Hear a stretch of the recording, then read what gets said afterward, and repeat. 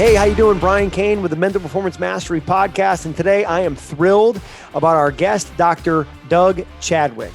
Doug is a graduate of the United States Military Academy at West Point. He's a former NCAA college football player when Army was ranked in the top 25, and he's one of the leading mental skills coordinators and coaches in all of baseball. Doug has a unique path into his process and growth into mental performance. He studied economics at the University of Oklahoma and kinesiology and sports psychology with my mentor, Dr. Ken Ravizza at Cal State Fullerton. He's also been the director of the Center for Enhanced Performance at West Point. And to put it blank, the guy knows as much about elite mental performance as anyone on the planet. So let's get right to it. Doug, thank you for joining us. I forgot to mention, you also got your Ph.D. at Georgia, where I think I met you for the first time one time. Just walking around in Athens. Can't forget the dogs. That's in there too. Doug, I appreciate you joining us, man. Would you kind of maybe fill in the blanks for our listeners and kind of some of maybe your pathway into West Point and then playing football and going over and serving overseas, and thank you for your service, and then kind of how you ended up getting Heads Up Baseball in, I think it was Iraq, and then kind of the connection to Ken Ravizza up to where you are today with the Colorado Rockies. Yeah, sure. Well, first of all, thanks for having me, Brian. It's great to be a part of this, and what you're doing for mental skills is raising the bar, bringing this to a lot of people, and I think that's important. So I'm excited, the opportunity to share some of this with your audience and you. So yeah, a little bit of a different path for people pursuing this work right now. But I like to say I started on the user end. Which was fortunate because way back in the early 90s when I was going to West Point, we had a center there that did this work with us, just the performance side of things. There was a center that did the clinical side and a center that just did the performance work, and it was small. And so really it focused on football over a lot of other sports. But Colonel Louis Choka, who came out of the behavioral science and leadership department there, started doing the work just kind of on his own time, and then was given the opportunity to open that center. And that was just prior to me getting there and playing Army football. So, I didn't know any different. That was just part of what we did as athletes. We had those resources. I didn't go to a different school, I went to West Point and we had them. So, but for me, I think, the process or the way that things happened while I was there as an athlete really crystallized how important the mental skills piece is. We were not an overly talented team, at least,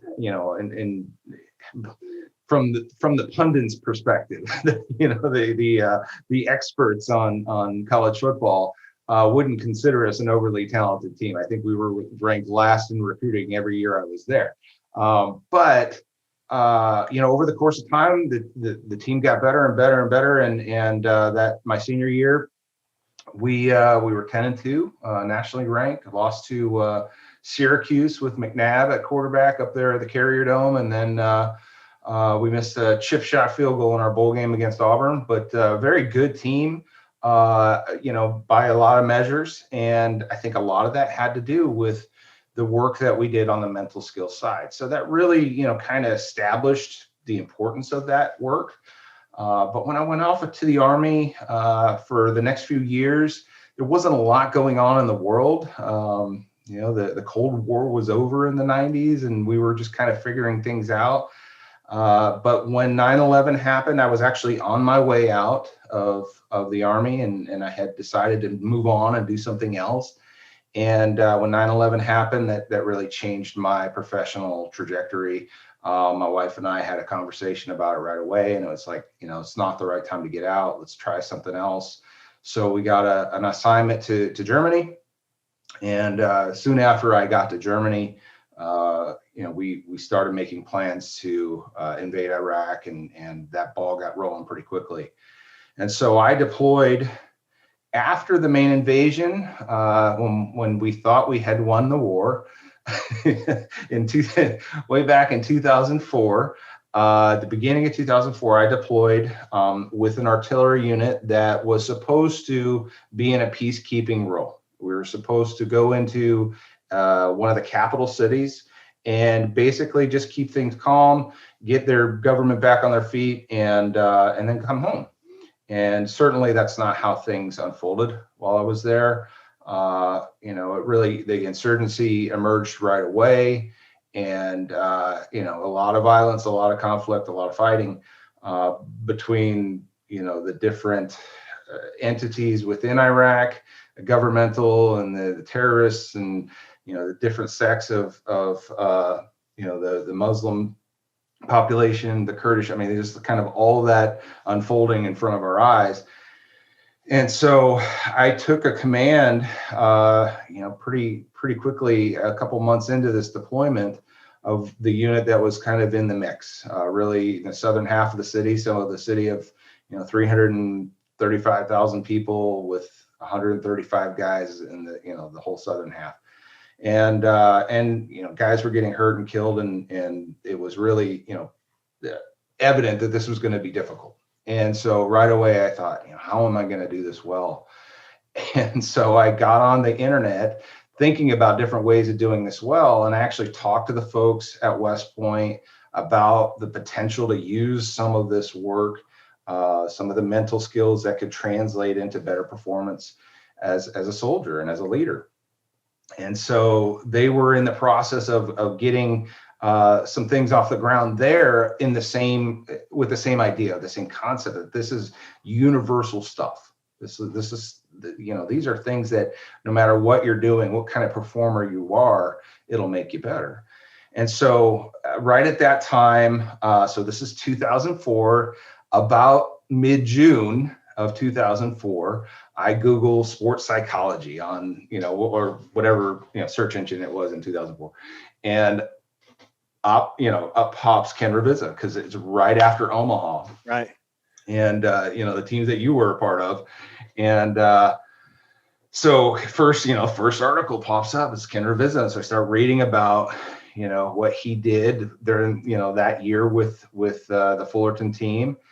And I thought, well, let me check this guy out. So I ordered, and Amazon was a thing back in 2004. I ordered Heads Up Baseball, and I read it, and the simplicity of it, the applicability, the utility, just being able to pick something up as a guide and go, okay, I get that. I understand how that could be, and then translate it into, what we do, instead of a pre-at-bat performance or a pre-pitch performance or routine, you would have, a pre-mission routine and a pre-shot routine, with your weapon. So I was able to take that and translate some of it in real time while I was there, and just through good fortune and the needs of the Army at the time, as they were starting up these programs.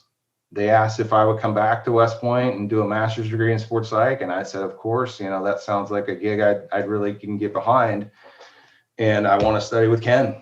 And they were like, yeah, of course, go, go study under Ken if you can, make it happen. So we did. And that got the ball rolling, to move back to the States and take care of that degree and get incredible mentorship from Ken.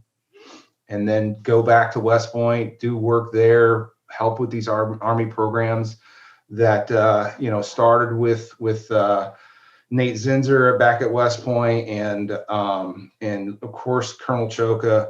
But Joe Ross came back as a former football player. He was a couple years older than me, and he really helped facilitate me getting back there and being a part of that and getting that stuff off the ground. He was really pivotal in that process of getting that the programs that now exist into the installations, the Army installations, and into the soldiers' hands.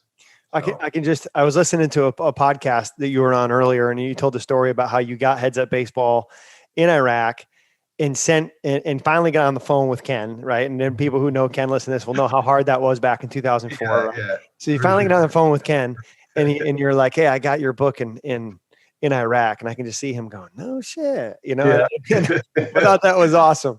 I know. It was classic.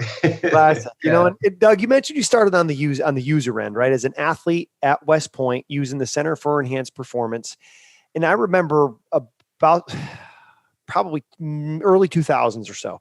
I saw an article, and I think it was Ken that shared it with us as a grad student. I was with him in 2002 and 3. And there was an article, I think from ESPN, the magazine, that was about the West Point Center for Performance Enhancement or Enhanced Performance. And there was like an egg chair and football players in there, like visualizing. Can you kind of go back and talk to us about when you got started in this as a college athlete? What were some of the skills that they were trying to develop, or what were some of the drills that they were having you do in the CEP, Center for Enhanced Performance, that you felt like were helping and beneficial to you as a college football player? Yeah, interesting. I do that article that was in ESPN the magazine, I remember really well. That actually includes like the officer that's working with the football players. That's Joe Ross. Huh. And the football player is a guy named Seth Nyman, and Seth went on to be a special forces officer and then come back to the center and work there as well. Huh. So interesting, connection with that particular article. But so that if you say egg chair to cadets, some of them, even though those who didn't work in the center will know, as part of their performance, they will know the egg chairs because it's such a unique piece of furniture to have at West Point. So they're also called the alpha chambers, but basically they're noise reducing, or they have speakers in them so you can channel certain sounds in there. And so we use those chairs to help with kind of isolating and working on meditation and mindfulness and relaxation response and things of that nature as kind of fundamental skills for our athletes or for our performers, whatever they're working on. So lots of people come in there to work on different aspects of military performance or other physical requirements at West Point and academics. Once, they establish that ability to kind of control the way they're thinking or understand the way that they're thinking and sort of distance themselves from the emotion and self-regulate, then we start to use some different skills, some higher level skills using the same equipment or even more equipment. We have large TV set up in front of them with, sound systems so that we can help them with visualization or use some simulation type video with them. And then start to pump in some of the stimulus like crowd noise or something that's associated with their performance. So like for soldiering, that would be maybe, explosions or other things. I remember talking to some guys from the special operations community, and it wasn't, they were highly accustomed to explosions and gunfire and things like that didn't really bother them, but certain other things did, like dogs barking. And it's like, what? It's screaming. If you've been in combat, like if you're trying to get somewhere at night and you're trying to be really quiet and sneaky, dogs will alert, and give away your position. So that was an interesting one, but we'll try and put that stimulus into their head and get them to focus on what they need to focus on in that environment. And then even maybe hook them up to some biofeedback using really heart rate variability as a primary mechanism there. So kind of taking it through the steps using that kind of equipment there. So, you start with using it as a football player. Mm-hmm. What was the buy-in like there with other athletes in the department? I mean, this is back in early 2000s, right? Early 90s. Early 90s. Well, okay. So back in the early 90s, talk about kind of the I guess for lack of a better term, the buy-in of athletes going, hey, I want to use this as it's going to help me. And then also when you bring it to Iraq, and you're taking the mental skills and training that you were doing as a football player and now doing with the Rockies and using it with soldiers, what was the buy-in like there and kind of the difference maybe between the athletes and soldiers? Yeah, great question. So I think, early on with the football team, it was integrated as just, this is part of what you do. And you could really tell that the coaches believed. And in fact, the coaches, they had a weird system back then where they had to be, part-time employees by the Department of Defense or something, like the Department of the Army. So like half the day, the coaches would work in the center. Some of them would work in the center. Wow. And create videos for us and do things that were, just made it feel like this is just what you do, And so that was part of it that you could really tell the coaches believed, and it's really varied over the years with different coaches there.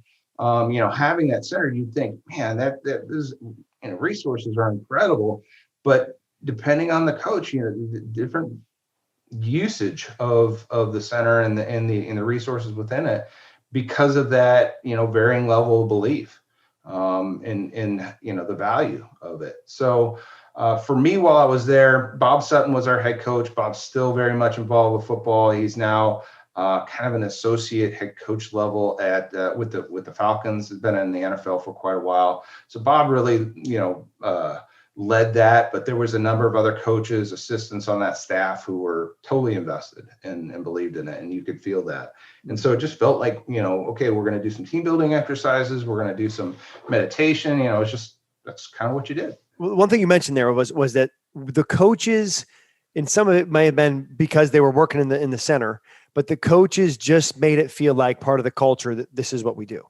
Right. And I think when I look around, at least my work with some college teams and high school teams, the places where it works the best is when the coaches go, well, this isn't really mental training. This is just what we do. Now we look at it and go, okay, they're doing mental training, but like a Vanderbilt baseball, TCU baseball, it is just embedded into what they do. So in your experience in professional baseball and in the work that you do with other teams, is there any correlation to that in your experience too, of like the coaches that say, hey, this is just what we do, and like this is normal, and then we want to be elite, and this is why we do this? Have you seen that as well in your experience? Yeah, I think that's such a big part of the ability to connect with the athlete is if they see it as, okay, now we're going to spend some time, going into the theater, going into, a room and doing this, and then we're going to go do baseball afterwards. If they see it as being disconnected like that, it's really hard to bring it back in, unless you're out there. And I have the opportunity to be with, the different teams with the Rockies all the time. But, if you separate it that way, and that's the only place it exists outside of the performance environment, it makes it really tough for the athlete to make that transition. And so if they're not hearing the language, if they're not seeing how this could be involved, and that's really, I think, where Ken changed the paradigm, was his willingness and ability to get himself into those environments, just to be there and not be, in an office, not be in a counseling kind of a setting. Being in the performance environment and having real-time conversations with the guys as they're experiencing it, and the guys not being afraid to talk about it, as if they're broken. It's not that they're broken. It's just, here was a way that could have gone better, or, man, you really did that well in that, at that time when we needed you to do that well. How did you do that? Let's reflect on it. Let's figure it out so we can, help you do that in the long term, or help others do that in the long term. Yeah, Doug, I love what you're saying here about how to make the connection from the classroom to the field. And that was the one thing. I mean, I don't know what it was like for you at Cal State Fullerton as going through it. I'd love to hear, but the thing that to me was so monumental, and I don't think I knew it at the time because I didn't have any experience, but now reflecting back and knowing other people who have gone through different university sports psychology programs, man, the ability to go follow Ken like the Pied Piper and go watch him as a shadow and see him work with Fullerton, Long Beach, Angels, UCLA, to have him bring in, Ironman world champions who he was working with, bring in Michael Powell, who was the world record, long jump holder, like almost jumped a first down. It was like 29 and a half feet. And he was our track coach. He comes in and Ken had him talk for 3 hours about his pre-jump routine.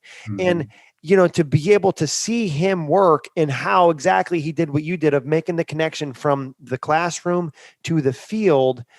I thought that's what everyone did, but I don't think that's the case in the field. I don't think people coming up through it necessarily always get that experience with a mentor and get to watch them do the work. Have you experienced that at all? I agree with you fully there. I mean, there's just no comparing. Ken is the master mentor. And it wasn't as if he was, he did that in the classroom. He brought, interesting people.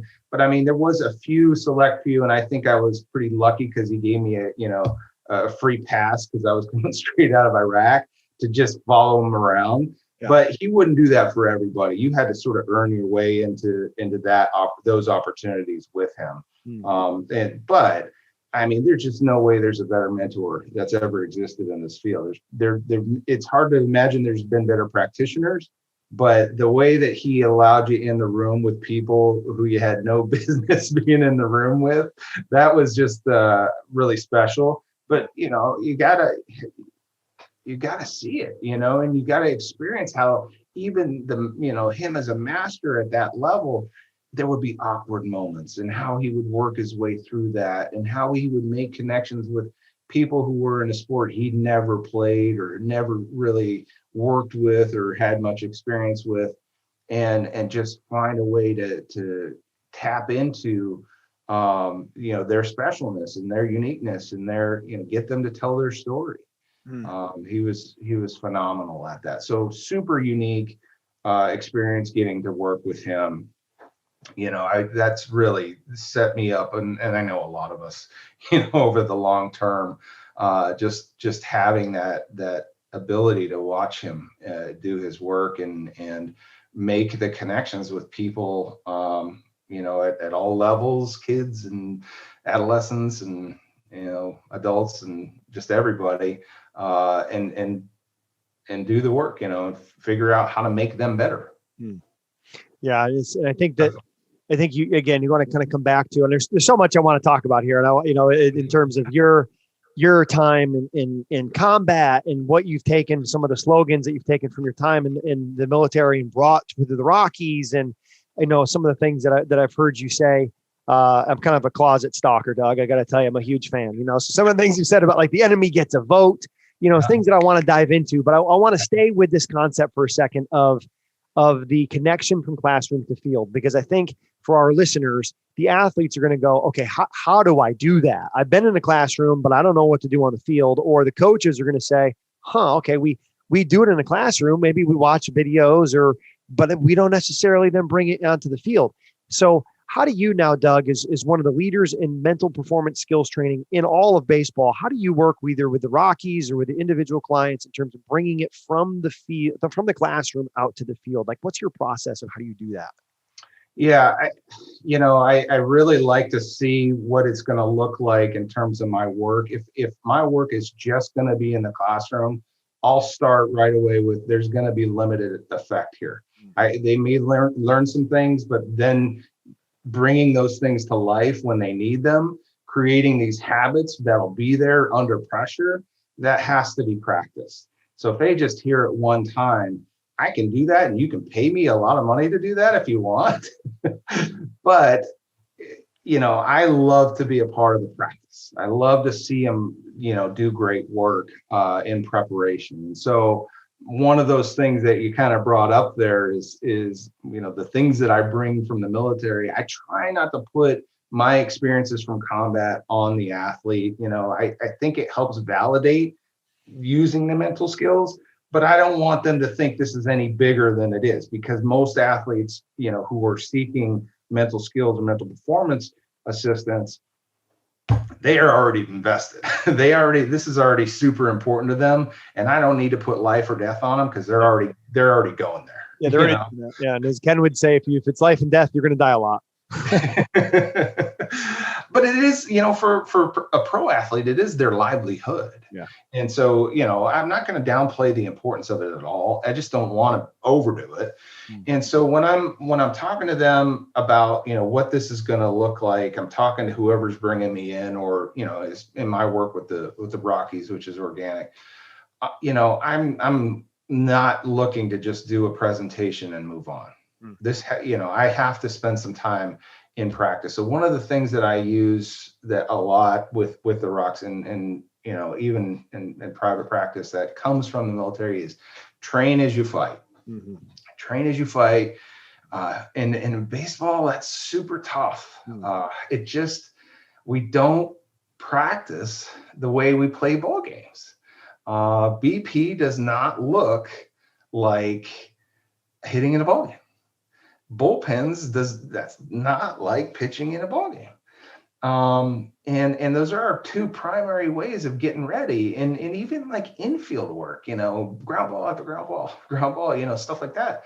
It's just not how you play a ball game. There's so much time. And the thing with baseball is there's so much time in between pitches to think. And you really have to practice that process.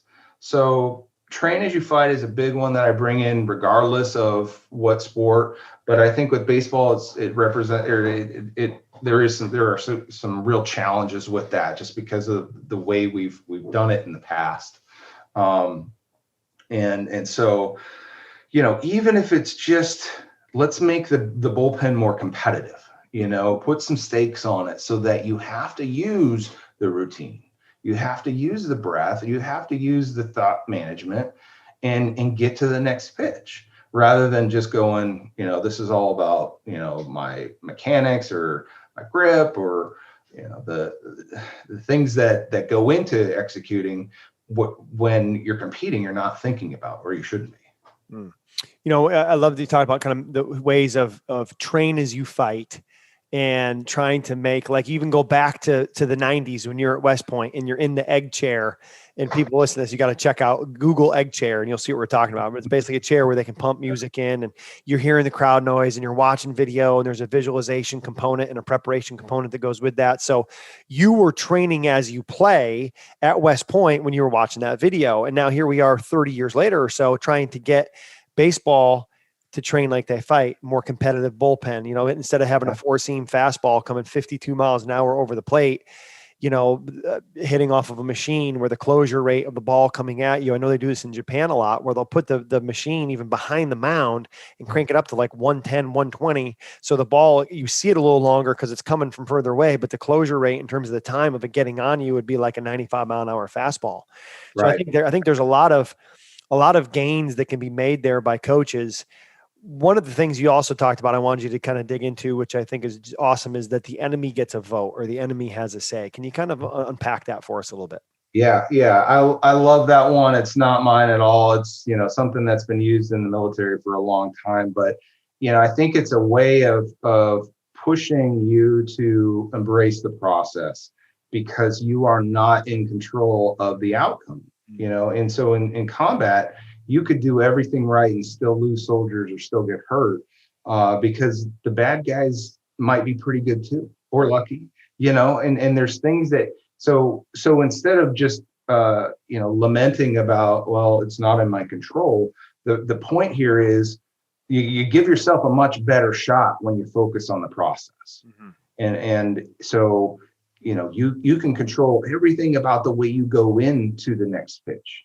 Everything you go into the next shot, you can control, and the emotional stability there is really important.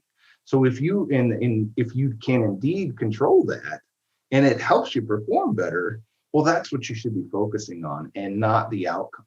Because if you're worried about, okay, I can't pitch this particular, I can't throw this particular pitch in this situation because this guy has the ability to, and if he hits it and my third baseman has had an off day, you start going down those paths of the outcome, the thing that you can't control, you're getting yourself away from the process of controlling yourself.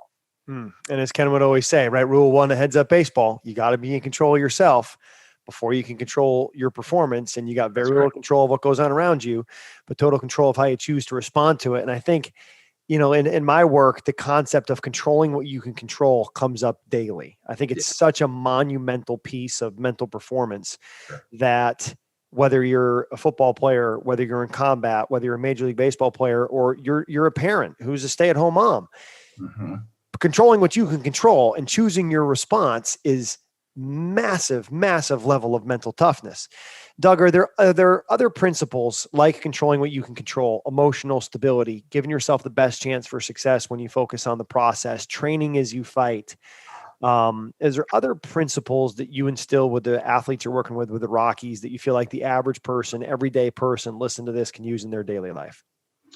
I think the thing that I hit on so much with our players at all levels is the self-awareness, the continual focus on self-awareness, I think that for everybody, that's a huge and critical component to your performance.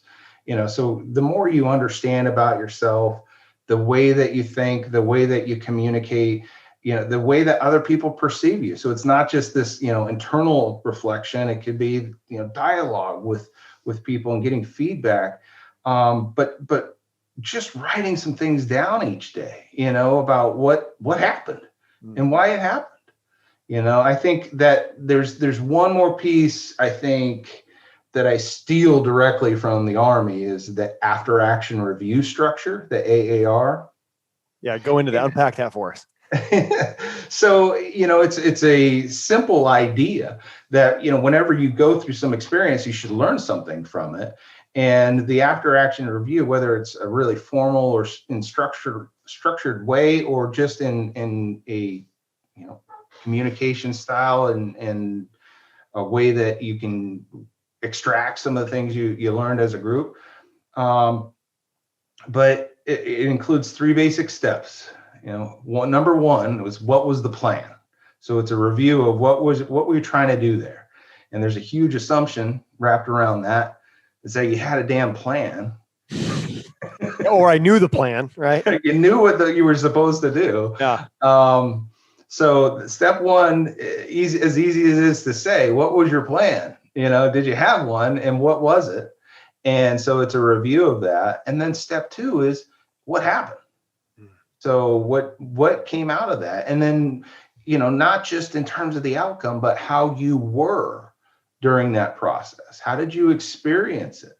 What things can you, dig into where things derailed or things went really well? Because we like to go right into the things that didn't go well, right, and not focus on the stuff that went well. So, we're not just, the first rule of an after action review is thick skin. So you got to be able to be, vulnerable here and just get after what happened, but don't lose the good lessons there. We want to dig in on the stuff that could have gone better, but also capture the stuff that went really well and how it went really well and how you were as it was going well. Love that. So I got the after action review. Let's keep unpacking this. You talked about rule one, have thick skin, be vulnerable, be open to that feedback. It's the only way we get better. But step 1 is, what was the plan? What was I trying to do? Step 2 was, what happened? What was step 3 of the AAR? What did I learn? What did we get out of this? What are we going to do with that information? So I just put what did we learn? And when you think about it, it's kind of a cyclical process, because if you've got an every day, what did I learn? Well, then that should be playing into your plan for the next day or for the next week, right? So I steal that directly from my Army experiences as well. That process of continual reflection and using a structured approach to do that. It doesn't always require that, though. If you plan to take a day off and watch Netflix all day, you don't need to reflect on that. I don't know if you want to. Or you can say, I did what I said I wanted to do. Yeah, right. So, but just as a habit, so daily reflection of finding some ways to capture what happened to you and how you learn, or what you learned, is huge. So I think for me, that's where I spend a lot of my time working with guys is, what are you learning? How are you knowing yourself better? Who are you talking to?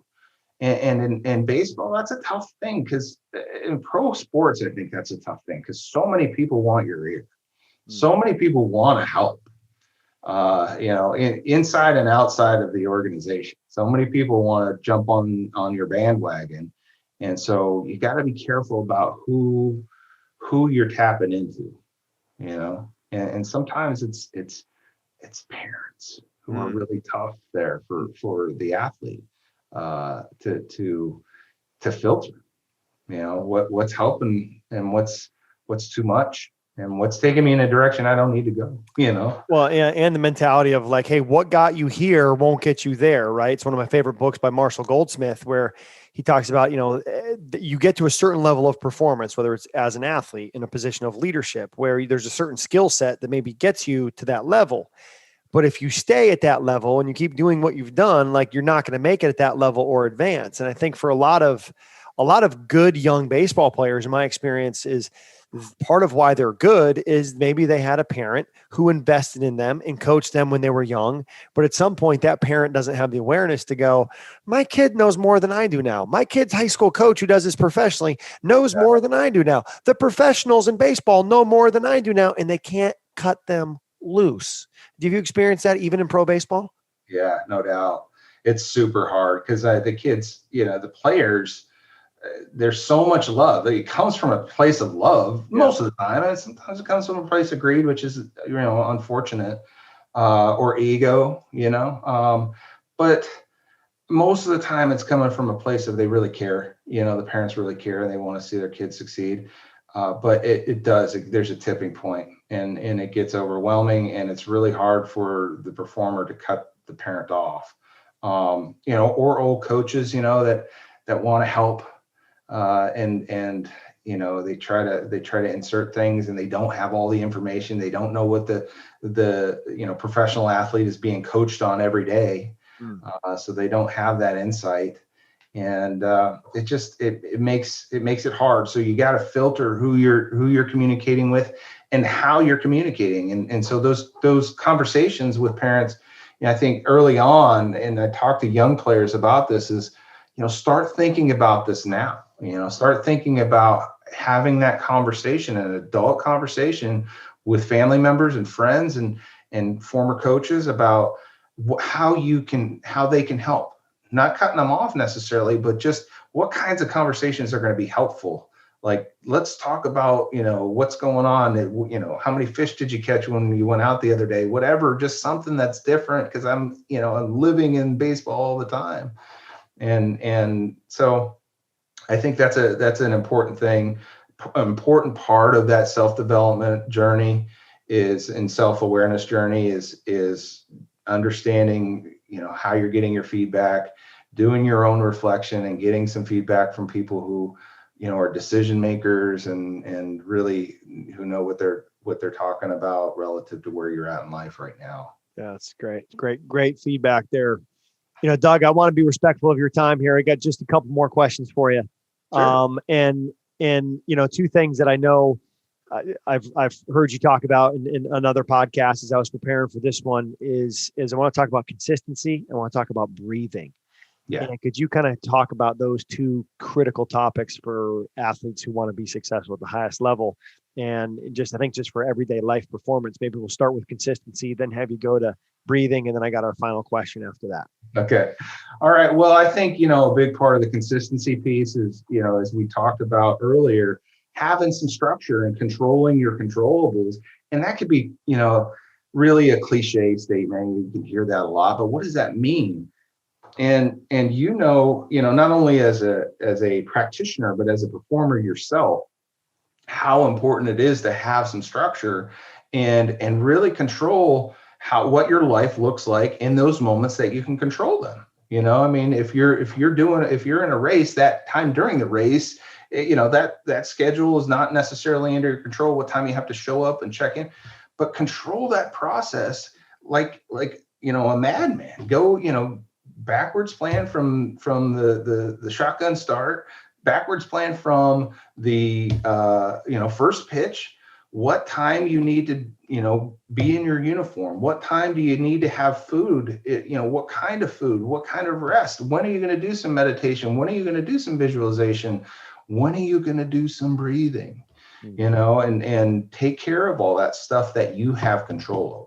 Mm-hmm. The rest of it will, you're putting yourself in a better, enemy gets a vote, but you're increasing the odds of success by controlling things. And I think that's really helpful in terms of consistency, because that's a separator at the professional level. And baseball's unique because we got all these levels, that you got to navigate, the crucible of minor league baseball that you have to navigate before you get to the show. But the difference, is really in consistency with the big league guys. They're just, they're incredible athletes, but a lot of these guys are, and they're consistent. They are able to do what they're able to do under pressure consistently. You've talked about the performance under pressure, and also like the kind of mental self-regulation. I'm trying to say the exact, the term that you used here, in terms of like being in control of yourself, emotional stability. Would you talk about and you've mentioned the breath in combat. I'm sure there was a breath before a play in football, the breath before the pitch in baseball we see. Would you talk about the importance of breathing in high level performance? Yeah. And it's so, I think it's funny, and maybe the players don't, but after all, you went through my laundry list of educational experiences at the beginning of this. And most of the time I end up talking about the breath. Right. Of all the things I've learned, it's just such an important piece of it. And it really works in a couple of ways. We know that it's our path. It's the thing that we can control in terms of controlling your controllables. It's the thing that we can control in the part of our nervous system that wants to happen automatically. The ANS, the autonomous nervous system, autonomic. I lost my words there. Autonomic nervous system. Those things are going to happen. The fight or flight response is going to happen, and we can just let it happen in a way that will be productive or counterproductive, or we can tap into that system and tap into the process of balancing it using the breath. And what the way we see that's why we use heart rate variability, HRV, is we see that in terms of the consistency from beat to beat to beat, the time, it changes when we use the breath. So we know, it shows people like your physiology is changing by breathing differently. And so taking those nice, deep diaphragmatic breaths, paced breath. And here's where the other side of it comes in. And this is, a lot of, Ken here is, you think of where in time you could be. And so you could be in three places in time. You could be in the past, which we love to do. What happened, what just happened, rather than thinking about all the success we've had, what just happened in terms of recent failure. We could be in the future, which is focusing on the outcome. Or we could be in the present where the good stuff happens, where we can actually control things to a certain extent. And what the breath can do is bring you into the moment. We know that you can have only one conscious thought at a time. And if your thought is focused on the breath, and that's in the moment, it brings you back into the moment. So if you're just pacing, you're just counting the breath, 1, 2, 3, 4, 5, 1, 2, 3, 4, 5, and finding that transition from the inhale to the exhale, that process brings you right back to where you need to be. So such a huge, tool. It's an important tool for self-regulation and for that sort of metaphysical, where in time are we? So, and it sounds so simple, right? But I imagine it's difficult. It's difficult. I'm sure when there's gunfire and you're in combat, it's difficult when you're playing in front of 40,000 people at the major league level. I mean, heck, I'm just learning how to play golf. Still haven't broke 100, and I teach this for a living, and it's difficult for me to take a breath before every shot, and there's nothing happening around, So I think it's funny. I remember Ken used to say, he'd saying, "Oh, my work, if I had to hear 80% of the time, what's the thing that stuck out the most? It would be breathing." I think I would echo that from my experiences. It would be breathing, and controlling what you can control is about 80% of what people, when I ask them, what difference did this make for you? That's what they come back to. Yeah. So Doug, I want to thank you for coming on the podcast. My last question for you. Where can people engage with you? Do you have a Twitter or an Instagram? Is there anywhere that people can kind of pick up some more from Dr. Doug? Oh, this is my least favorite question. I don't do well with this. Right now, I'll be honest with you, Brian. I'm just, immersed and enjoying my work with the Rockies. I have such a great opportunity there to dive in and get as much done with these coaches and athletes and even members of the front office. So I right now I get to do, and in the Army that's kind of hard because you're in leadership roles that pull you into administrative work all the time, and same in academia. Right now I just get to do, and so I'm excited about that. It's been a few years.